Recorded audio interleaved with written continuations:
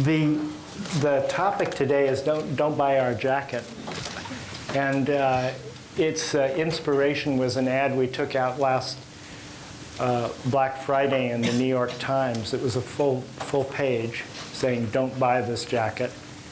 We also ran that ad on our website on Cyber Monday, which is the largest e-tail day of the year. And we had a lot of, I think, mostly positive response to the ad. We had a lot of questions. Why is Patagonia running this ad when, in fact, we are a clothing company with, about $600 million a year now in sales, with a marketing department, with a planning department, with production facilities, with a deep supply chain? And why, with all this, with this investment in the consumer economy, why would we run this ad?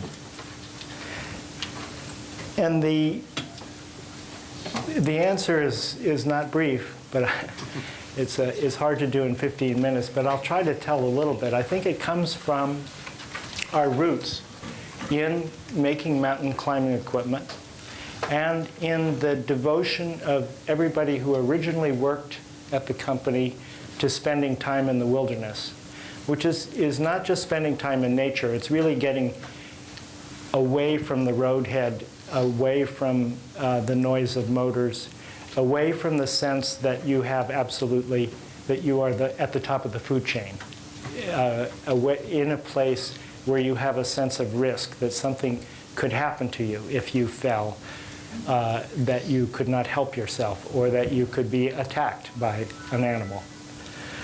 This sense was so strong that it really inspired a lot of the steps that we took very early on in the company to give a great deal of, or it's not a great deal of money, we devoted 1% of sales to environmental causes, mostly to small grassroots groups who were trying to save a stretch of river or a patch of land. And it wasn't, that's how we became environmentalists, because of our roots. But it wasn't I'd say for 20 years before we really began to understand that what we did as a business also had environmental effects, and perhaps not environmental effects on wilderness, but certainly on the ecosystems that support and sustain us. So back to the ad. What we advertised in that, what we featured, was an R4 jacket, which is actually one of our best environmental products. It's made of 60% polyester. It's incredibly durable. It'd be very hard to wear out. You're more likely to give up wearing it and want to give it away or sell it or pass it on to your children. So this is one of our best products, but we also, what we said in the ad was that this jacket also, to make this jacket, uses drinking water for 45 people in a single day. It generates 20 times its weight in carbon from the time the polyester is extruded to the time it reaches our warehouse in Reno, and that it generates 2/3 its weight in waste. The message of the ad is that everything we make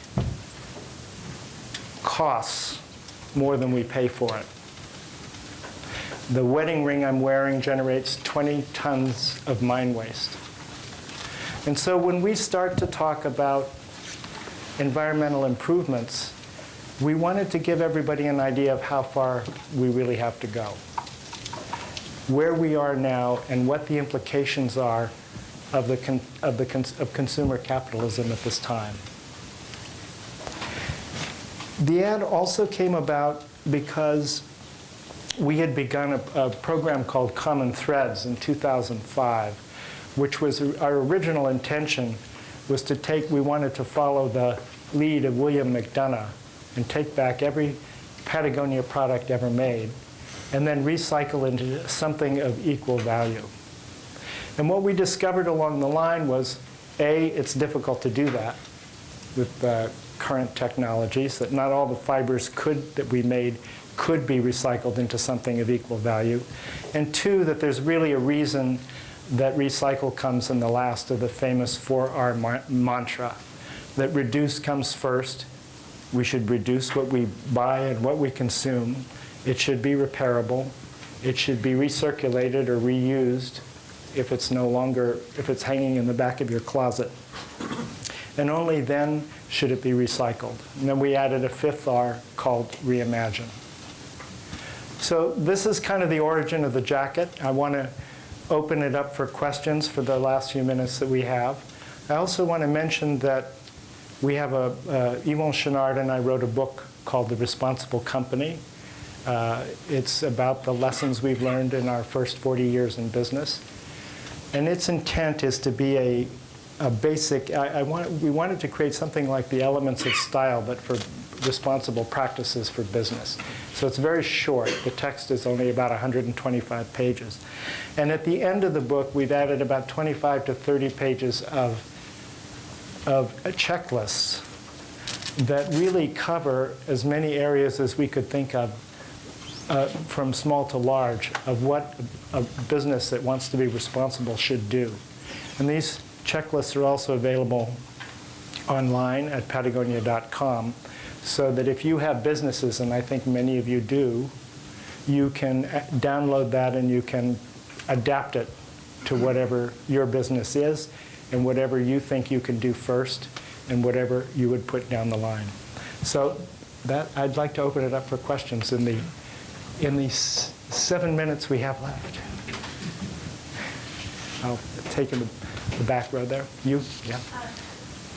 My question is that, I mean, obviously this is not status quo in the business world.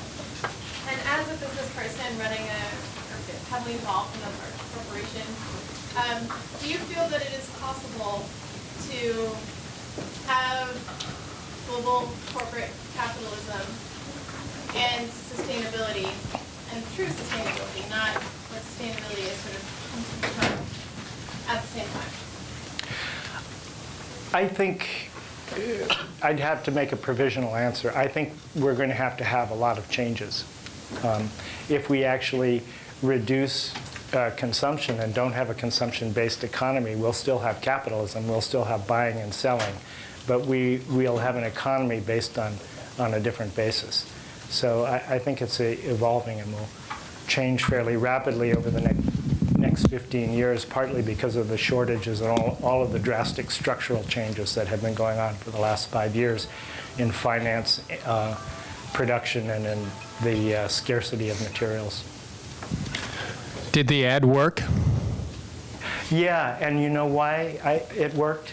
I asked our inventory guy the day after it ran, or no, I left it about a week, and I said, did sales go up or did they go down? And he said, for that particular product, they stayed even. So to my mind, the ad worked. I'm going to have trouble seeing people in this because of the light, but you're... Yeah, that actually follows up my question I was going to ask was about how successful was the ad? It definitely struck a tone, I'm sure, with a lot of people. Did they actually buy the jacket because it encouraged them to understand Patagonia better? But was there any preparation for if the ad would have had, say, a decline in sales or any kind of financial impact that way? Was that ever discussed as part of the strategy? You know, we really didn't expect that. Partly we were having, we've had 4 very good years since the recession began, and so we have a lot of increased loyalty from the customers. We thought we would get some criticism, and we were primed for that, but we were not primed for any big reduction. We didn't think we'd get a big reduction in sales, and that Christmas we did have an overall increase. With the recent launch of the HIG index and the moves that sustainable apparel is taking, where do you see the importance of marketing fitting into that, and education for the consumer and storytelling around sustainable apparel? Where do you see the future of that? I think it's huge. And the HIG index, for people who don't know, is an index of social and environmental practices developed by a group called the Sustainable Apparel Coalition that we helped found, that involves about 50 members now who produce about a third of the apparel and footwear on the planet. So the impact that it can have in industrial practices on a huge scale is really enormous. But it is an inward, right now it's an inward-facing index, so companies can take the elements of the index and put it in our production and accounting systems and make choices about what kinds of fabrics or what kinds of factories to use. But the ultimate thing, I think, would be to have it consumer-facing, and that may be another 2 or 3 years off.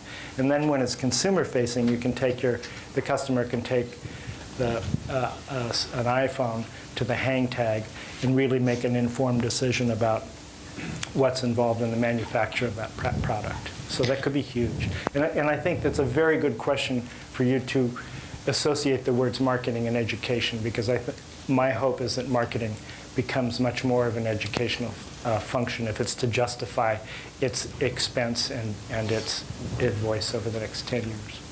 Hi, I'm not sure if you can talk about this or if I got my information correct, but I heard recently that Patagonia has been working with Walmart to look at their global supply chain.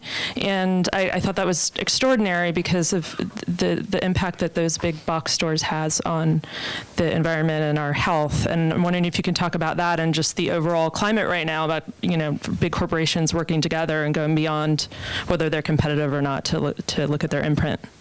Yeah, Thanks. that's related to the last question, because Walmart and Patagonia co-convened the first Sustainable Apparel Conference, and you can imagine what the stationery looked like. But they have been involved in this project. Hi. I was wondering if you could talk a little bit about the genesis of the idea for the ad and kind of the Don't Buy This Jacket campaign within the organization. Where did it come from, and how hard or easy was it to sell the idea across functions, business units? Because that's something our clients have issues with and difficulties with sometimes. Patagonia, in many ways, I think, has a lot in common with other businesses, but we do have, and there are some things that we don't have in common. And one is that we have ownership and a board who are very committed to environmental activities. So we had Rick Ridgway, who's head of environmental initiatives, developed the idea for the ad, and he and I wrote the text and went through several versions and presented it to the board. It did take a board decision to release the ad. And internally, I think if we had some opposition, it was fairly quiet. People in retail were very nervous about that time, about that time of year. The people within Patagonia come from different cultures. I mean, the accountants come from finance, and the production people went to the University of North Carolina, got their textile degree. So we're not exempt from the kinds of pressures and experience that everybody has. But overall, everyone was supportive, and of course it worked out well. Patagonia has been a real leader. Over here, sir. Sorry, I think you're... Over here. Okay, hi. They said to speak because I had the mic. Patagonia has been a real leader in all this plethora of stuff that I'm going to characterize as do less harm. Mm-hmm. Lower water footprint, lower fabric footprint, all of those really good things that every company should be doing. But most do less harm activities suffer from marginal economics. You can only save so much water, and having the talent keep working on that problem doesn't make sense once you've made the major strides. So are you considering, and if so, how are you considering shifting talent out of do less harm into do more good activities as you run up against those marginal economics, and it doesn't make sense to have people saving the next 0.5% of water consumption? Well, I have a little problem with this answering the question according to the way it's structured, because I think that most of the improvements we're going to make environmentally, whether they're marginal or substantial, are going to be in the area of do less harm rather than do more good. you know, I think to engage in activity that actually regenerates ecosystems is really rare. So that's, when we talk about do less harm, that's what we're talking about. Be more sustainable, but it's not really a sustainable step. And what we're doing is engaging more and more with larger groups, so that we've asked all of our fabric suppliers to sign up with BlueSign, which is a Swiss organization that vets chemical dyes and processes and all the fabrics. We're engaged in the Sustainable Apparel Coalition. So we really see, you know, it's outside of our expertise or our capability to hire a bunch of chemists to go and vet all the textiles. But if we can work with other groups, we also change the practices of the entire industry rather than just our own, or we influence. This has to be the last one. The last? Taking the idea a step further, have you guys considered doing in your retail stores, having the used Patagonia goods outside of the eBay marketplace, but actually putting it in your stores where people can buy used goods? Thanks for asking. We sold the first jacket in Portland, Oregon yesterday. We set up a common thread store within our Portland store in which customers can come in and trade or sell back to us their products and get new products. And we're really hoping it will work out for us. So, thank you all. Thanks again for coming.